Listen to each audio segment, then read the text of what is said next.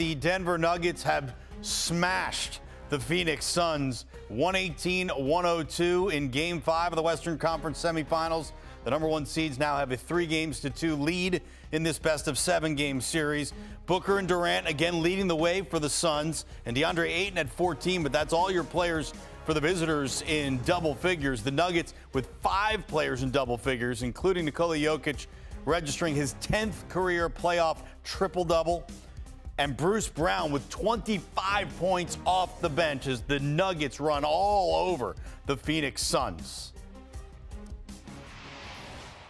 For more on Game 5 of the Mile High City, we welcome in CBS Sports NBA writer James Herbert. And James, we saw the Nuggets at full strength in this game just absolutely smash the Phoenix Suns. The score actually makes it seem like it was even closer than it felt watching it all the way through. But the question I have for you is, what about the way Denver was able to dismantle Phoenix in this game impressed you the most? There's so much. I think the thing that surprised me the most, maybe the thing that impressed me the most, is the job that Denver did in terms of their half-court defense. Phoenix, we had just seen those couple games in Phoenix where both teams were putting up a ton of points. The Suns looked like they were unstoppable at times. Devin Booker could not miss a shot. And, you know, he and Durant were also creating these open looks for some role players, and they were knocking them down. Phoenix's offense was not functioning like that at all in this game. It felt a lot like the first 2 games of this series in Denver, where you could kind of see Monty Williams grasping at straws, trying different lineup combinations, trying to figure out, you know, who gets to be on the floor with the Suns stars, and trying to figure out something that works, that can balance offense and defense. They never quite found that, aside from a stretch in the second quarter when they made a comeback. This was a really solid all-around effort from Denver. We know they can put up points, but the fact that the Nuggets were able to slow Phoenix down as much as they did, that was incredibly impressive. Yeah, impressive on the defensive end, certainly impressive on the offensive end. They're the number one seed in the West, who probably get overlooked more than any number one seed that I can remember in recent memory as far as like betting lines and such go. But how much of a threat are the Nuggets when you watch the way they played in this game, and frankly the way they played all season? How much of a real threat are they to win the whole thing this year?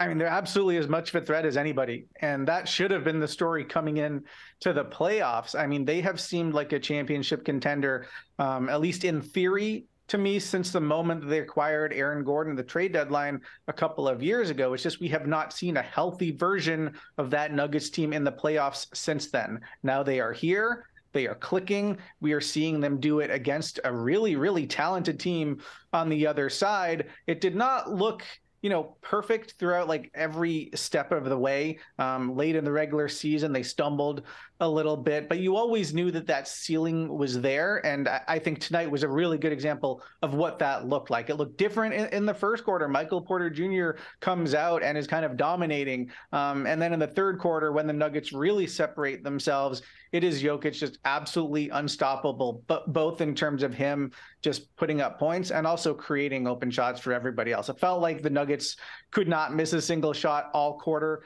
in the third. They were doing it in half court, they were doing it in transition, and it was multiple guys getting it done. The starters and then the bench as well, which was such a question for much of this season. I think Bruce Brown deserved a particular shout out for what he was able to do off the bench tonight. No doubt. Bruce Brown, 25 points off the bench. Jokic, his 10th career playoff triple-double. That's the most ever in NBA history for a center. He passed Wilt Chamberlain on the list with that one on this night.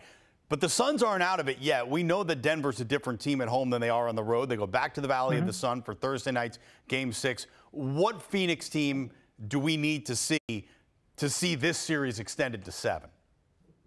Yeah, I think you need to see a Phoenix team that can stop the Nuggets from getting out in transition. They are already a lot to deal with just in the course of a normal half-court setting with the Jamal Murray, Jokic two-man game, with all the different off-ball stuff that they have going on.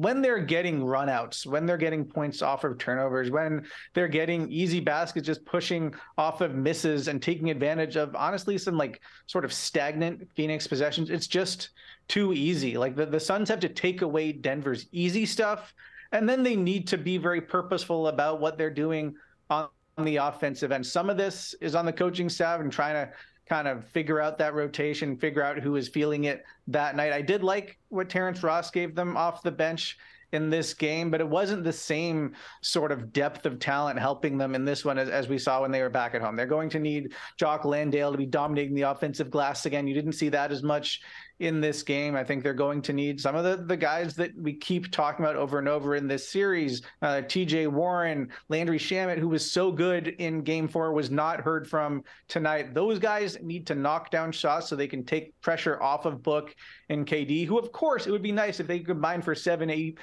or 80 points when they go back home again. We have seen them do it, but even in those games, they have needed support as well. That is James Herbert, CBS Sports NBA writer. James, thank you so much on a night that the Denver Nuggets dismantle the Phoenix Suns and take a 3-2 series lead. Thank you. Denver has been unbeatable so far in this postseason at home. And not only that, only one of those games is actually fairly close.